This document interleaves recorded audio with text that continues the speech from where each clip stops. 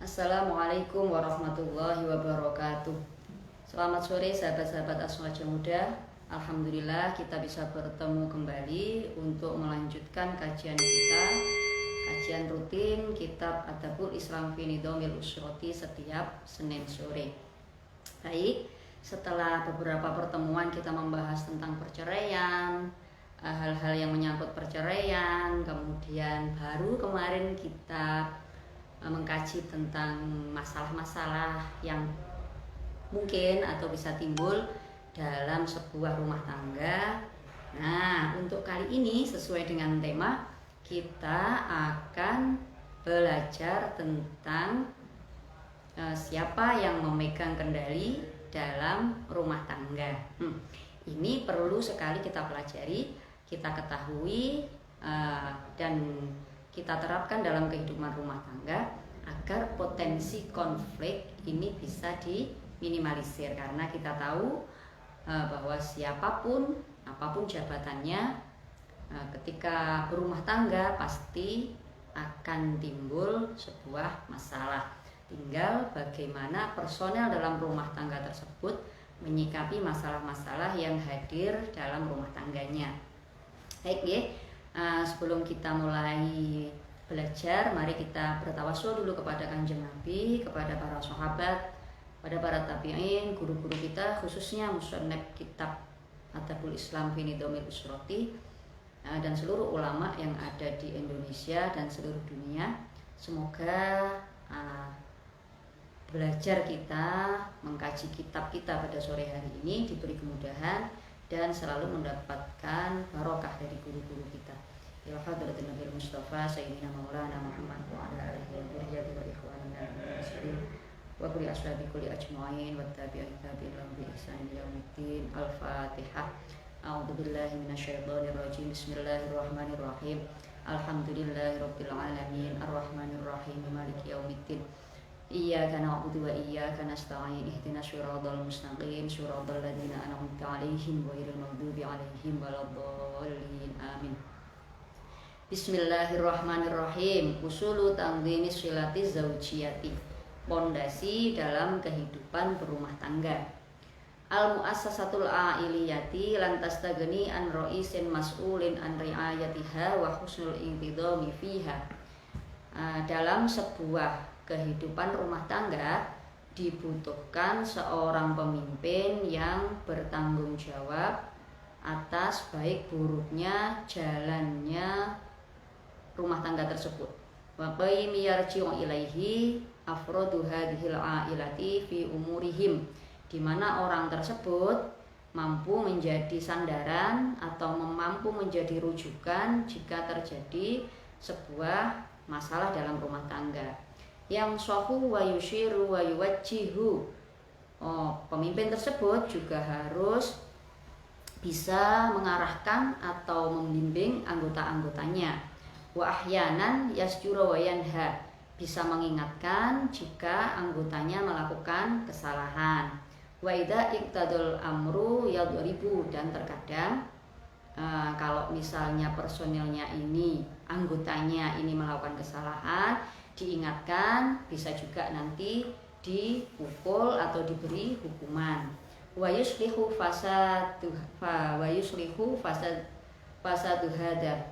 Selain itu, orang pemimpin tadi juga harus bisa memberikan teladan, bisa memperbaiki, bisa membawa anggota keluarganya menjadi orang-orang yang lebih baik.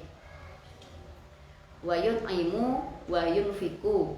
Selain itu, yang tidak kalah penting, pemimpin dalam rumah tangga yang dikatakan tadi itu harus memberikan nafkah kepada anggota keluarganya. Jadi niku beberapa tugasnya kepala rumah tangga. Ada banyak sekali, ya. Harus bertanggung jawab dengan jalannya rumah tangga, baik buruknya rumah tangga dan anggota keluarganya ini. Tanggung jawab si kepala rumah tangga harus bisa menjadi sandaran, menjadi penengah ketika terjadi masalah dalam rumah tangga, harus bisa memberi contoh yang baik, menjadi pembimbing anggota keluarganya, mengarahkan, mengingatkan kalau mereka melakukan kesalahan. Dan yang tidak kalah penting, kepala keluarga ini juga bertanggung jawab untuk memberikan nafkah kepada anggota keluarganya. Nah, kira-kira siapa orang yang mampu melaksanakan tugas sebanyak ini, seberat ini? Siapa kira-kira? Nah, wa yatahaddatsul Qur'an an syakhsiyati ra'isil a'ilati alladhi sya'nuhu ayatahammala hadhil mas'uliyati fi mantiqin sadidin wa hujjatin qati'atin. Dalam Al-Qur'an sudah dijelaskan ciri-ciri atau kriteria-kriteria kepala rumah tangga yang seperti tadi itu adalah seseorang yang punya tanggung jawab dan punya dedikasi kuat serta punya prinsip yang kuat. Nah, siapa itu? Di Quran dikatakan ar-rijalu qawwamuna 'alan nisa'i bima faddalallahu ba'dahum 'ala ba'din wa bima anfaqu min amwalihim.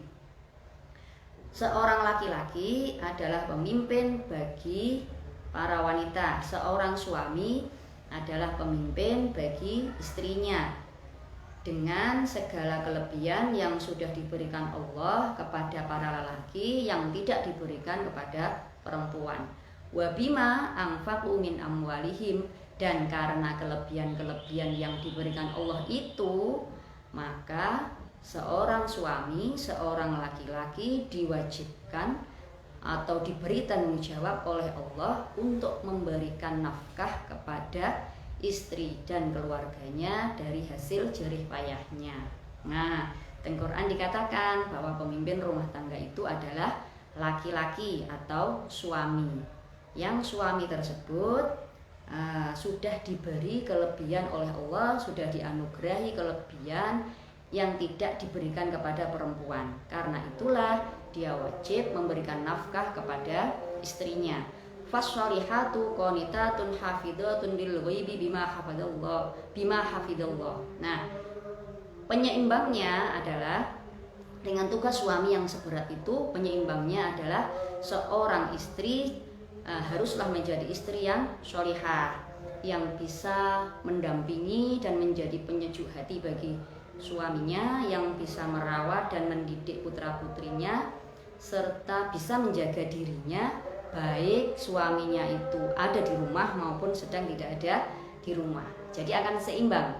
Seorang suami berkewajiban memberi nafkah istrinya, istri menerima, bersyukur dan mengelola nafkah dari suami dengan baik. Suami bertanggung jawab melindungi istri, istrinya bisa menjaga diri, merawat dan mendidik anak-anaknya sehingga meringankan beban suami. Nah, ini kan akan berjalan dengan baik, berjalan dengan seimbang. Farrajulu yatahammalu mas'uliyatul qawamatil baitiyati. Nah, maka dengan keterangan yang ada dalam ayat tadi, maka laki-laki atau suami itu diberi tanggung jawab sebagai kepala rumah tangga. 5 yatamatta'u bihi minal mazaya allati yafuqu fiha al-mar'ah. Kenapa kok lelaki yang didapuk jadi kepala rumah tangga? Karena lelaki atau suami dikatakan dalam ayat tadi sudah diberi beberapa keistimewaan yang tidak diberikan kepada perempuan.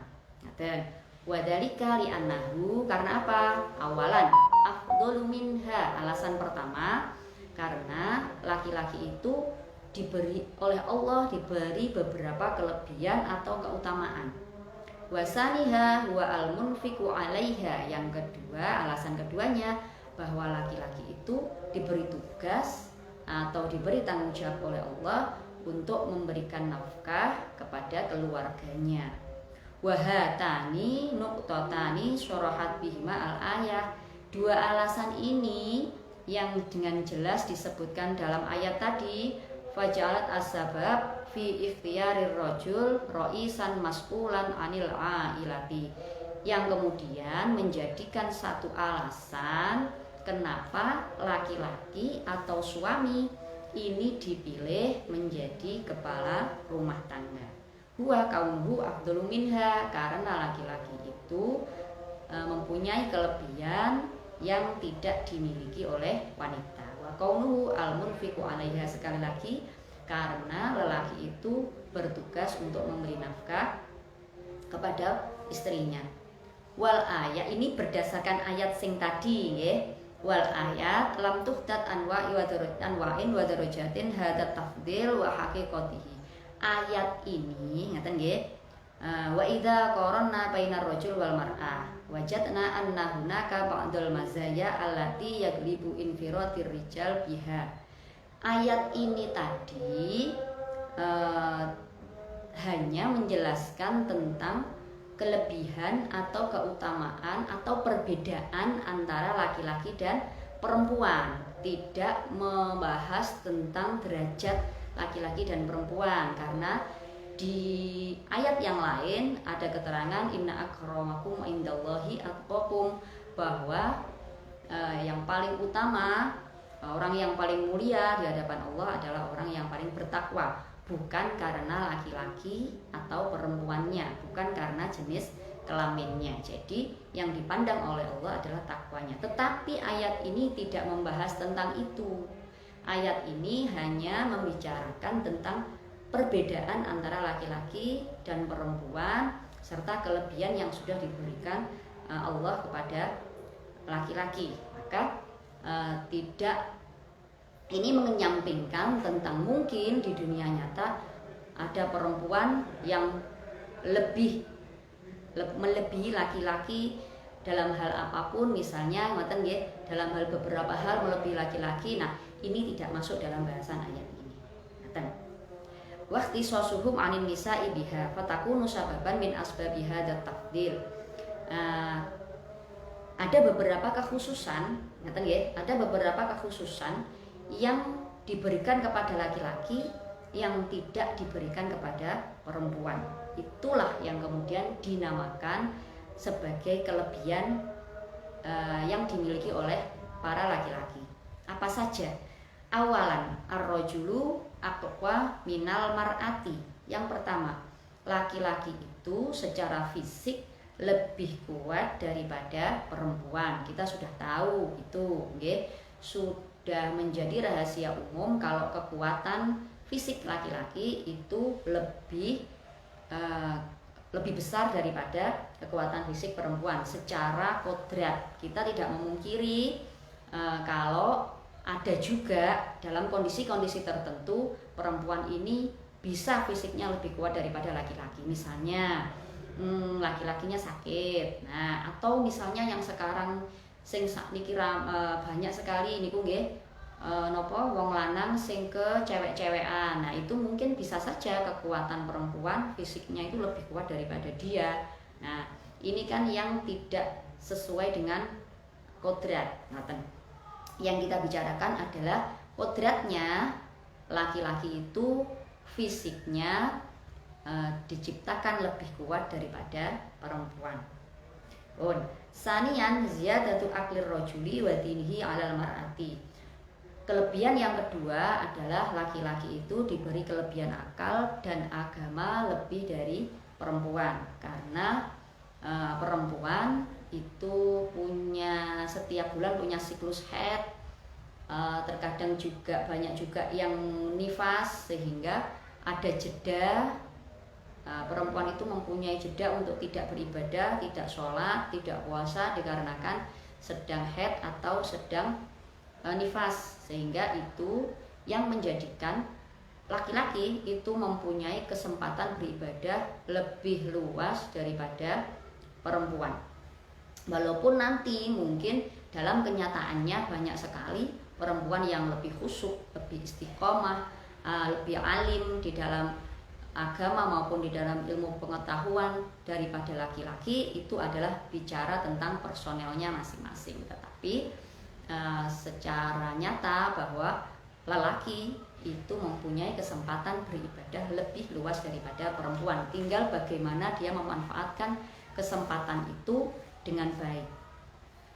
Itu Kelebihan yang kedua. Sekarang kelebihan yang ketiga. Kelebihan apa yang dimiliki laki-laki yang tidak dimiliki perempuan?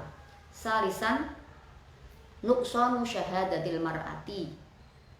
Yang ketiga, syahadatnya perempuan itu 2 perempuan sama dengan 1 laki-laki. Jadi kekuatan persaksian perempuan itu separuh dari kekuatan persaksiannya laki-laki. Fa syahadatu imra'ataini ta'tilu syahadati rajulin wahidin. Persaksian 2 perempuan sama dengan 1 laki-laki. Berdasarkan firman-Nya Allah, fa illam yakuna rajulaini farajulun wa imra'atani mimman tardawna minasyuhada'i.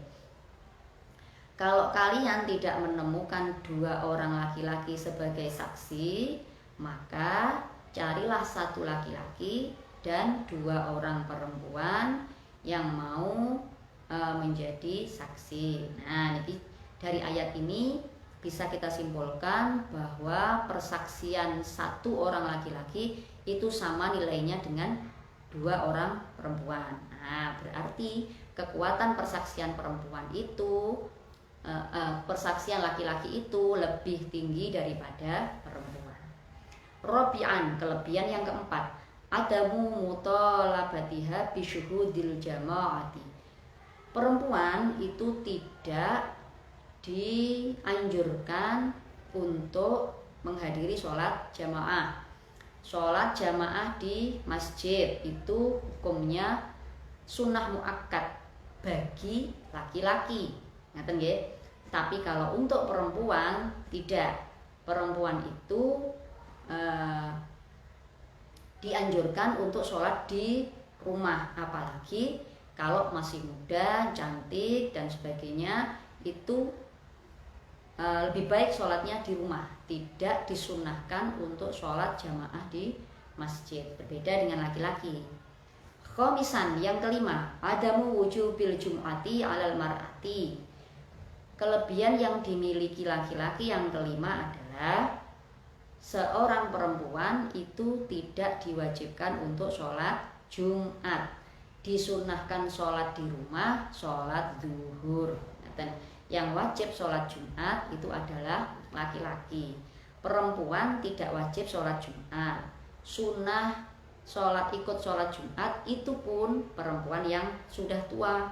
Kalau perempuan yang masih muda lebih dianjurkan untuk sholat duhur di rumah saja. Sadisan, yang keenam, anna rajula yajuzu lahu ayyatazawaja bi arba'i niswatin bi syaratil adli bainahunna. Yang keenam, kelebihan laki-laki yang diberikan Allah.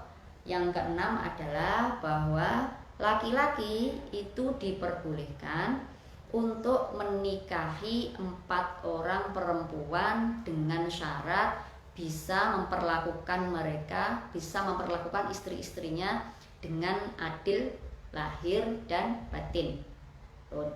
Bi khilafil mar'ah fala yajuzu laha illa zaujun wahidun. Berbeda dengan perempuan, kalau perempuan hanya boleh menikah dengan 1 orang laki-laki. Poligami boleh, kalau poliandri tidak boleh. Nah, ini adalah kelebihan yang dimiliki oleh laki-laki. Sabi'an, yang ketujuh, inna nasyibahu fil mirasi a'damu min nasyibiha bidalilin qaulillahi ta'ala lidzakari mislu hadzil unsayain. Kelebihan yang ketujuh bahwa bagian warisnya laki-laki itu lebih besar 2 kali dari bagian warisnya perempuan. Sesuai dengan firman-Nya Allah, Bismillahirrahmanirrahim, lidzakari mislu hadzil unsayain. Laki-laki itu mendapatkan bagian waris 2 kali lebih besar daripada perempuan. Kenapa kok begitu? Apa Quran itu lebih memihak kepada laki-laki? Apa Quran itu tidak ada penyetaraan gender? Tidak, bukan seperti itu. Kenapa bagian waris laki-laki itu lebih besar?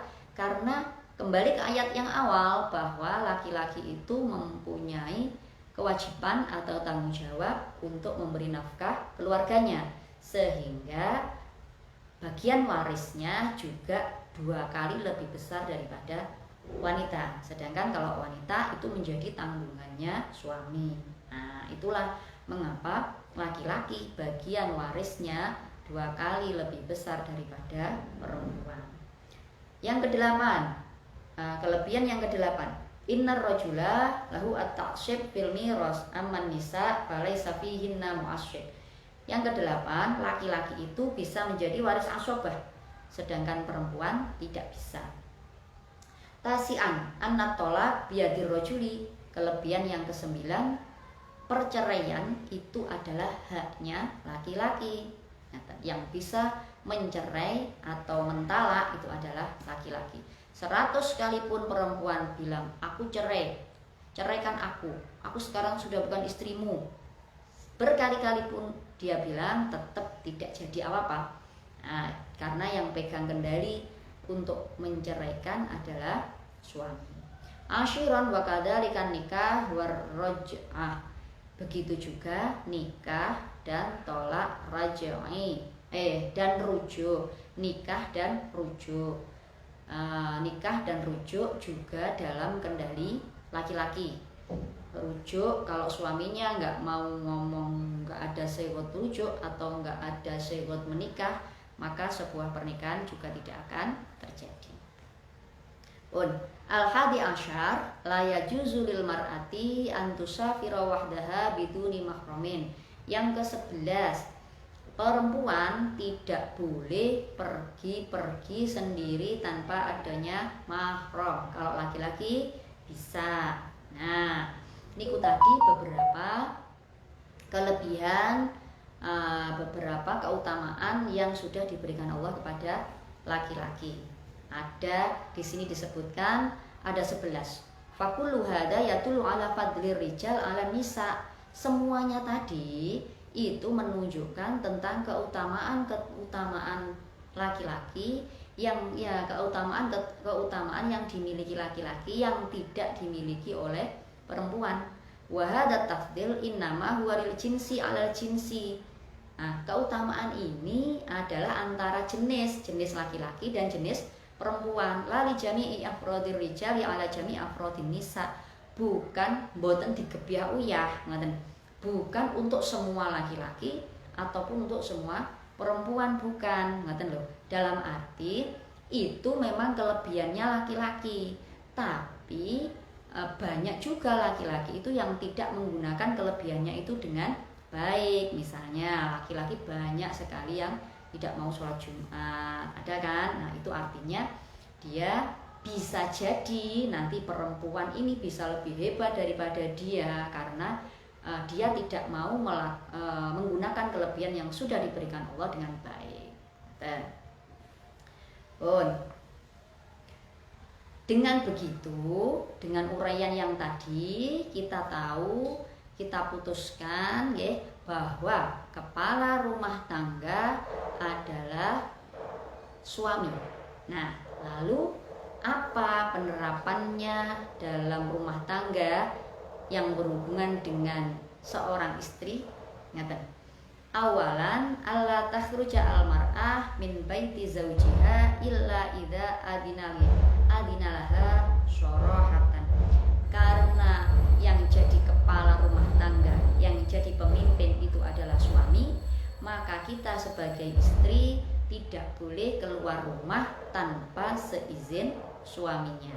Karena bagaimanapun kita ini dalam kuasa sang suami, maka unggah-ungguhnya, tata keramanya kalau kita mau kemana-mana ya harus izin sama suami. Layaknya anak-anak yang masih dalam kekuasaan kita, kalau mau kemana-mana, adabnya toto kromone kan pamit kali awake dhewe, gitu. Ben opo? Biar kita tahu dia kemana, biar kita tahu apa yang dilakukan, lebih mudah memantau, lebih mudah mengarahkan kalau memang dia melakukan kesalahan. Nah, begitu juga kita sebagai istri. Kalau mau kemana-mana, kalau mau melakukan apa, mau ketemu siapa, izin dulu sama suaminya. Kenapa? Ya biar suaminya tahu dia istriku itu keluar mau apa, mau ngapain, mau ketemu siapa, aktivitasnya apa. Nah, dengan saling keterbukaan dan komunikasi yang baik, maka nanti tidak akan timbul kecurigaan. Ngaten, nek boten pamit mesti kan bojone malah suudon. Kuwi metu kok gak pamit nyapa, ketemu sopo, kan ngaten. Rumah tangga ini nanti jadi kurang harmonis kalau tidak ada keterus-terangan atau kejujuran dari kedua belah pihak. Jadi nopo jenenge ini bukan untuk membatasi gerak perempuan, bukan untuk membatasi aktivitas sosialnya para istri, bukan, tetapi ini adalah memberi batasan. Bagaimanapun istri itu adalah masih di bawah kekuasaan atau kepemimpinan suami. Jadi kita harus membatasi diri, harus ada batas yang tidak boleh kita lewati, karena bagaimanapun kita ini ada yang memimpin. Seorang istri boleh saja bekerja, boleh melakukan aktivitas apapun, boleh berteman dengan siapapun, asal satu atas izin suami, atas izin dan ridho suami. Yang kedua, tidak menimbulkan fitnah. Dan yang ketiga, tidak lupa akan kodrat sebagai istri dan sebagai ibu. Jadi boleh saja bergaul dengan siapa saja, melakukan organisasi dan lain sebagainya, boleh, tetap boleh, asalkan kita jangan melewati batas. Harus izin dan dapat ridho dari suami, dan tidak akan menimbulkan fitnah. Yang paling penting kita tidak lupa bahwa di rumah kita ada suami, kita ada anak yang harus yang menjadi tanggung jawab kita. Kemudian amma idza nahaha 'anil khuruji sharahatan wa lam yaqdalaha wa lam yaqdan fa innahu yata'ayyanu 'alaiha wujuban alla takhruja. Sedangkan jika sang suami ini melarang istrinya untuk keluar, maka wajib bagi si istri untuk tetap tinggal di rumah. Tidak boleh keluar rumah. Kalau dia ngengkel keluar rumah setelah dilarang oleh suaminya, dia berdosa. Berat, pasti berat, apalagi bagi istri yang biasa beraktivitas di luar. Nah, lalu bagaimana solusinya? Solusinya kembali kepada yang awal tadi, yaitu komunikasi yang baik. Komunikasi antara suami dan istri. Komunikasikan, katakan mau keluar itu mau ngapain, mau ketemu siapa, yang jujur. Katakan biar suaminya tahu, biar tidak ada prasangka buruk, biar dia bisa mengira-ngira, oh ternyata memang butuh. Nah, si suami juga begitu.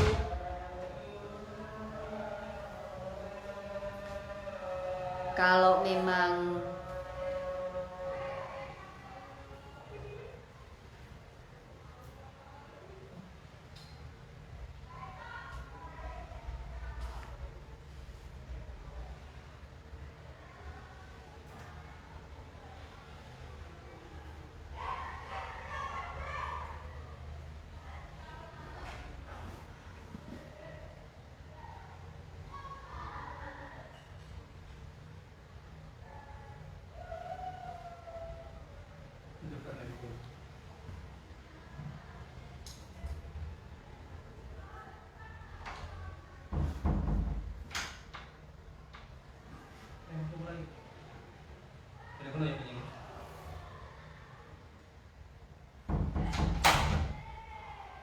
komunikasikan dengan baik, maaf, wonten adzan. Komunikasikan dengan baik, bicarakan dengan suami, saya keluar mau kemana, mau ngapain, mau ketemu siapa. Nah, kalau memang suami tidak mengizinkan, katakan dengan terus terang alasan apa kok tidak boleh. Nah, bisa kita komunikasikan dan kita cari solusinya yang bisa diterima oleh kedua belah pihak. Kalau memang tidak boleh alasanku begini, oh berarti harusnya begini. Nah itu, jadi harus dijaga komunikasi antara suami dengan istri. Mungkin ini berat di awal, mungkin berat ya, karena setiap orang itu pasti punya egonya masing-masing, ingin didengarkan, ingin dimenangkan, pasti ada itu antara suami dengan istri. Tidak apa-apa untuk awal, dicoba. Ketika belum berhasil musyawarah, coba lagi. Ini adalah usaha kita untuk mencoba menahan ego, mencoba untuk berkorban. Nah ini harus dilatih memang, pengorbanan dan menurunkan ego ini memang harus dilatih. Jadi terus lakukan komunikasi, terus lakukan musyawarah antara suami dengan istri agar menemukan solusi yang terbaik dalam menyelesaikan masalah rumah tangga. Sanian yang kedua,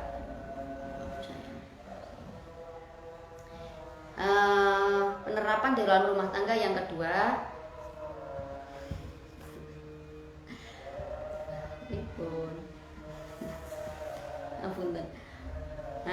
antuti'uhu fi kulli ma ya'muruhu bihi ma lam yakun maksiatan lillahi ta'ala fala tuti'uhu fihi. Penerapan yang kedua, jika suami itu sebagai kepala rumah tangga, maka seorang istri harus taat dan patuh dengan segala perintah, dengan semua perintah suaminya, selagi perintahnya itu tidak mengarah kepada maksiat. Jika mengarah kepada maksiat, maka tidak wajib bagi sang istri untuk mentaatinya. Apapun perintahnya, kapanpun perintahnya, seorang istri harus siap untuk melaksanakan. Abot nggih, kadang-kadang awake kesel roh kon gaene kopi, bengi-bengi ngantuk roh tiba-tiba digugai. Nah ini berat sekali. Kadang-kadang kita capek seharian sudah nyapu, ngepel, nyuci, masih disuruh bikinkan nasi goreng dan sebagainya. Ini terkadang akan terasa berat, maka harus ada saling pengertian antara suami dengan istri. Si suami walaupun dia punya kekuasaan penuh terhadap istri, sebaiknya tidak arogan dan tidak diktator terhadap istrinya. Kadang-kadang bojone sing dipijeti, jangan ojo nyuwun pijet terus, tapi kadang-kadang bojone ketok kesel dipijeti. Kadang-kadang jangan minta kopi terus, jangan minta dibikinkan teh terus. Kadang-kadang gantian istrinya dibikinkan teh atau dibikinkan kopi. Nah ini biar biar imbang, biar seimbang, sehingga rasa capek dari istri ini sedikit terbayarkan dengan perhatian kecil-kecil dari suami. Kemudian yang ketiga, wasa salisan anta'mala jahdaha alal khidmati fiddar. Yang ketiga penerapannya adalah seorang istri hendaknya dengan sadar dan ikhlas melakukan kegiatan atau melakukan pekerjaan rumah tangga. Fatang syutu ilal amali kaitabqa laha syihataha wa tahfadu quwwatiha. Melakukan kegiatan-kegiatan atau aktivitas dalam rumah tangga, menjaga kebersihan rumah, menjaga kesehatan para anggota rumah. Fa innal amala yanfi an shahibihil amrad wal adwa. Karena tanpa disadari, jika kita melakukan kegiatan rumah tangga dengan baik, dengan ikhlas, dengan senang, istiqomah, itu bisa menghilangkan penyakit. Nah, karena kita selalu bergerak, karena kita istiqomah berolahraga tanpa sadar, badan ini akan lebih sehat.